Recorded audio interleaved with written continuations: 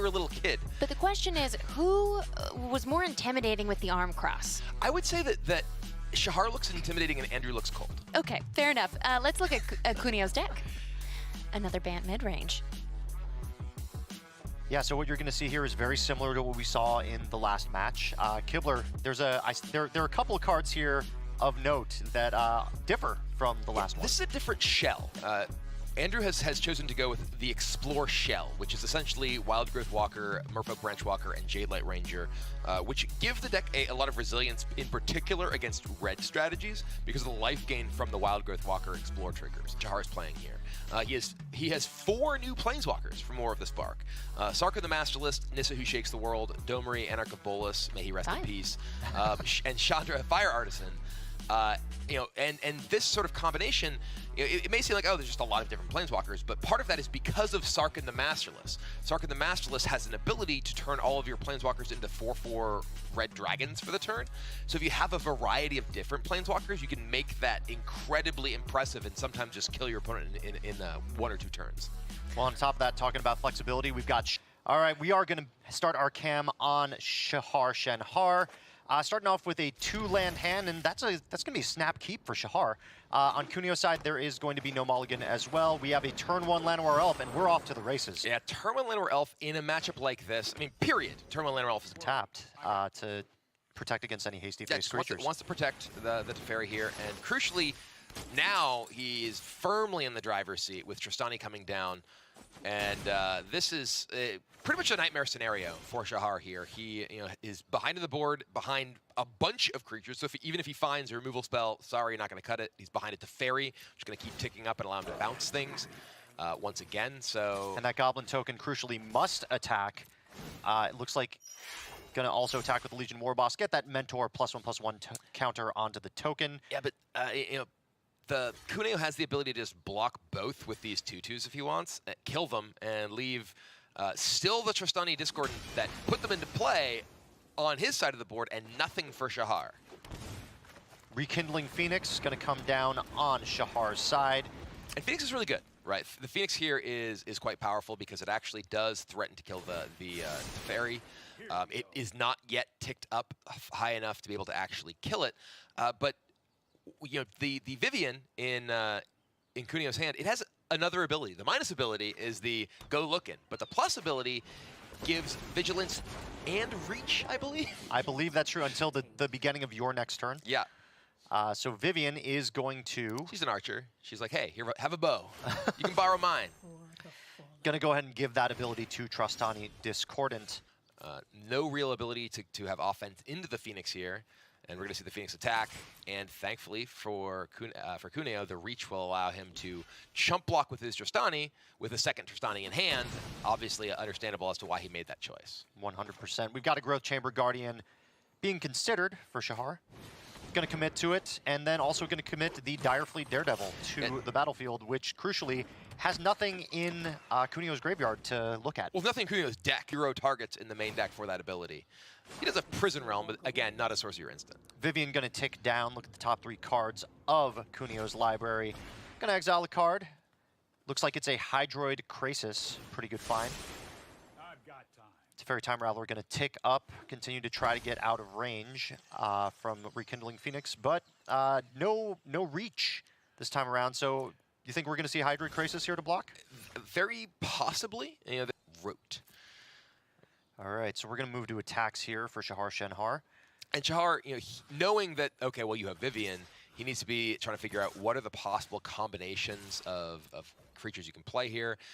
And Kunio's like, okay, do I want to try and keep something alive, right? Because he could just play Hydroid Krasis and block, say, Direfleet Daredevil, just eat it, right? That would give him the ability to crack back for a bunch of damage. Or you can decide, okay, I want to trade with, Rekindling Phoenix. Regardless of what he does, he wants to draw his cards first and get more information. Correct. Oh, it's a 5? Wow, look at that. Oh, I was missing the Llanowar Elf. Yeah, oh, he's not going to trade at all. Because he's got the elf. My mind blanked on the elf being in play. So it looks like Hydroid Krasis is probably going to save the Teferi Time Raveler here. Oh, going to block the Direfleet Daredevil. Jade Light Ranger blocks Growth Chamber Guardian, and going to let the Teferi go because, crucially, Kunio has another one in hand. I'm curious So this is a couple of things. This particular choice of blocks forces Shahar to use his mana in order to not have his Growth Chamber Guardian die. And if he were to have, say, Lightning Strike in order to also to kill the Krasis, he wouldn't be able to also, which could allow the bouncing of the Rekindling Phoenix, which is definitely the biggest threat. And then there's still another 5 mana once Kunio plays his land rather, and that can represent a Tristani Discordant coming down, even at instant speed, which makes any kind of ground combat almost useless for Shahar. Looks like Vivian's going to go ahead and give that Krasis Vigilance and Reach. A little redundant on a flying creature, but the Vigilance is pretty important. Yes, the 5/5 is cracking in and being able to block is a pretty big deal. Wapow, that'll take Shahar down to 8 with Kunio at a very comfortable 20. Response to one of those removal effects to protect the rest of your team. So very tough situation now for Shahar. Same thing is available here. If Shahar decides, okay, I'm going to attack him with Growth Chamber Guardian, try and trade plus shock, he can't even get that because of the Shalai. And that looks like what's going to happen, right? Oh, wow. All right. Interestingly, this is because Shahar played the Rekindling Phoenix first. There's not even the threat of 2 spells coming out. And there's the Fairy in play anyway, so he can't do it at instant speed regardless, now that I'm thinking about it. This is going to be a sorcery speed shock. Going to try to go after the Hydroid Krasis, but Shalai Voice of Plenty is going to say, no thank you, sir. Protected. All my permanents other than Shalai and me, myself, have hexproof. And this is a pretty rough scenario here. Well, for Shahar, he may just be dead to a Tristani. That's more like perhaps. Shalai also has that activated ability that puts a +1/+1 counter on everything. So looks like Shahar has had enough. Tristani basically does the same thing, except leaves the extra bodies in play too. Right. And yeah, there's just lethal either way if he blocks the Shalai. If he blocks the Hydro Krasis, that has trample. So it will do more. Yeah, and he's just going to go ahead and concede. Concession. So, Game 1 going to go to Andrew Kunio on Bant mid-range, the Explorer version. And again, the Vivian there was so powerful. Vivian allowed, not only allowed Kunio to go digging for extra resources, but that instant speed Shalai, shutting down the shock, protecting his Hydro Krasis, eating the Growth Chamber Guardian from Shahar was just backbreaking. Well, we're going to see some pretty quick sideboarding from Shahar here. Looks like, as you mentioned, Kildare, those Dire Fleet Daredevils not doing a whole lot against Andrew Kunio's deck. Out of here. They're going away. We're going to see bigger creatures in Kunio's deck, as well as, of course, the flyers in the form of the Shalai or Hydroid Krasis.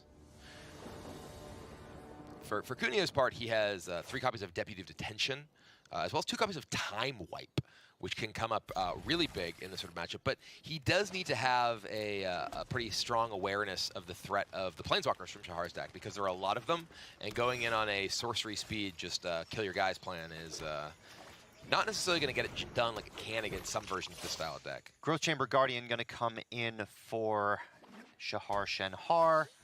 Wild Growth Walker.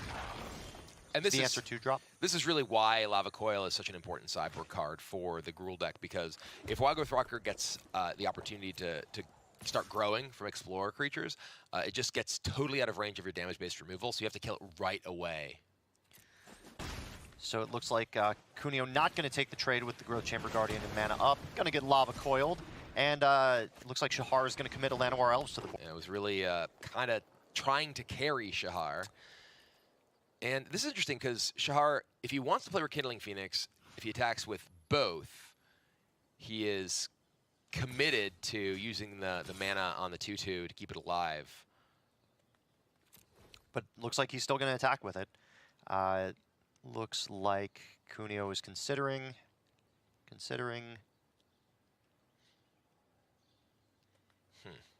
And right now, Kunio could choose to double block to trade off with one of these.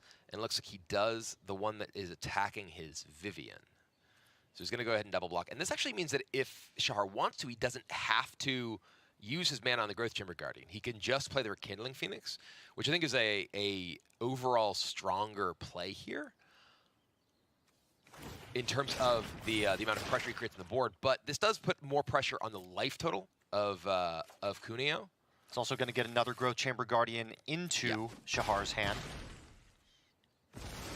All right, and he does have Growth Chamber Guardian number 3 as and well as Llanowar another Elf here. Llanowar Elf. Yep. And this does give them the ability to just keep the Growth Chamber chain going and then... Hydroid Krasis in exile from the Vivian ability. Gonna go ahead and plus Vivian here. Not really any targets on his side of the board. Down to just 6 life. It's gonna leave up 5 mana. That could be God Eternal Kefnet, that can be Tristani Discordant. It can be a 3/3 Hydroid Krasis. This is an interesting spot because exactly what the blocker is matters a lot for how Shahar wants to play this. If it were God Eternal Aketra, he wants to attack with everything. Right. Because God Eternal Aketra can only block one thing, and then it would just be lethal with the second Growth Chamber Guardian and the 2 Llanowar Elves. If it's Tristani Discordant, then attacking with the Elves just mean those die. Like Tristani Discordant, yeah, Tristani Discordant allows him to double block with the lifelinkers on one of these if he wants. And then gain 4 life, effectively losing 2. Right. So effectively gaining 2. Double blocking the 2/2 Growth Chamber Guardian, saying, hey, if you want to commit the mana, kill both these 2/2s. It's fine with me. And it looks like Shahar is going to commit the mana. Going to trade, get the final Growth Chamber Guardian from his deck, assign the damage, and things go about the way that we thought they would. Effectively no damage taken on Andrew Cunio's side. And what do you think is going to happen here, Kibler? Rekindling Phoenix? Yeah, the Phoenix does come down, and this is kind of why, from Shahar's perspective, I was thinking maybe he wanted to play Phoenix last turn, because this exposed him to just having one of those Growth Chamber Guardians blocked profitably. If there's Rekindling Phoenix in play, that could just attack, right? And there's really not much of a downside to that. Now the God Eternal Kefnet comes down, and now Vivian can give that Vigilance and Reach. And this has bought a lot of time. A Shock is the draw, but that, because of the Tristani Discordant, that's a 4/7 Oketra. But I think that Shahar might be able to maneuver to just attack everything straight up and just have lethal damage here with the Shock. Yeah. That's exactly what he's going to do.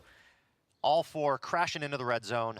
If Growth Chamber Guardian doesn't get chump blocked by the Oketra, that's going to be lethal. And the Rekindling Phoenix, yes, it will die to the Oketra here, but it'll rekindle. And once the Tristani dies, that Oketra is a... Or rather, never mind, it does have the double strike, means that he can't actually get the shock in to kill it. But does still leave himself in a pretty strong position here that sort of forces the chump block. Growth Chamber Guardian going to get committed to the board. Andrew Kunio. No Wild Growth Walker on board means that that 4 life is going to stay at 4. This, I believe, is going to be the Teferi Time Raveler to get rid of the token in order to ensure that there's no rekindling for that Phoenix. Going to bounce the egg, which does mean that the Phoenix will remain in the graveyard. Say bye-bye, Elemental token.